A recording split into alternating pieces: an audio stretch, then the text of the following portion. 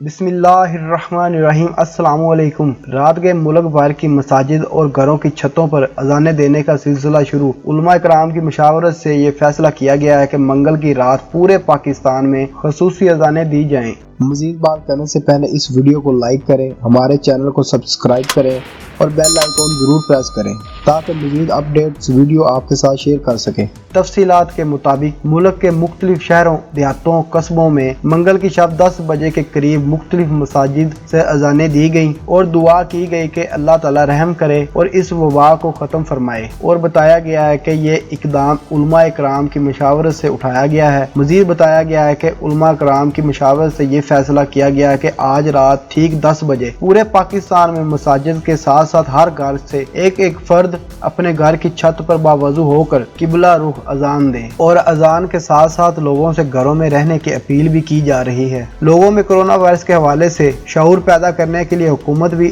علماء کرام کی خدمات حاصل کرنے کی کوشش کر رہی ہے۔ اس حوالے سے صدر مملکت ڈاکٹر عارف علوی سے وزیر برائے مذہبی امور پیر نور الحق قادری اور چیئرمین اسلامی نظریاتی کونسل قبلہ ایاز نے ملاقات کی اور کرونا وائرس کے متعلق امور پر تبادلہ خیال کیا۔ اس موقع پر گفتگو کرتے ہوئے صدر مملکت نے کہا کہ علماء کو کرونا وائرس کے بارے میں لوگوں کو آگاہ کرنے اور انہیں احتیاطی تدابیر اپنانے پر راغب کرنے کے لیے اپنا کردار ادا کرنا ہوگا۔ صدر مملکت نے کہا کہ اس بحران سے نمٹنے کا واحد حل احتیاط برتنا ہے، لہٰذا ہر شہری سماجی فاصلہ اور صفائی کا خیال رکھے۔ اس کے علاوہ وزیر برائے مذہبی امور نور الحق قادری نے ایک ویڈیو پیغام بھی جاری کیا ہے۔ اپنے پیغام میں انہوں نے لوگوں سے گزارش کی ہے کہ اللہ کا حکم ہے کہ خود کو ہلاکت میں نہ ڈالیں، اور دوستو اس لیے ہمیں احتیاط برتنی چاہیے اور گھروں میں محدود رہنے کی ہر ممکن کوشش کرنی چاہیے اور ضروری کام کے بغیر باہر نہ نکلا جائے۔ حضرت محمد صلی اللہ علیہ وآلہ وسلم کے حدیث پاک کا حوالہ دیتے ہوئے نور الحق قادری نے کہا کہ جو بندہ طاعون کی بیماری میں گھر میں رہے اور اللہ تعالیٰ سے اس کا اجر طلب کرے اور یہ یقین رکھے کہ اللہ کے حکم کے بغیر مجھے کوئی تکلیف پہنچنے والی نہیں، تو اگر وہ زندہ رہے تو شہید کا درجہ پائے گا۔ اور انہوں نے عوام سے گھر میں محدود رہنے کی گزارش کی ہے اور کہا ہے کہ مصافحہ اور معانقہ کرنے سے گریز کریں کیونکہ یہ آپ کا اور تمام انسانیت کا فائدہ ہے۔ خیال رہے کہ ملک میں بڑھتے کرونا وائرس کے باعث احتیاطی تدابیر اختیار کرنے کا کہا گیا ہے اور اس سلسلہ میں فاصلہ کرنے اور بغل گیر ہونے کا منع کیا گیا ہے۔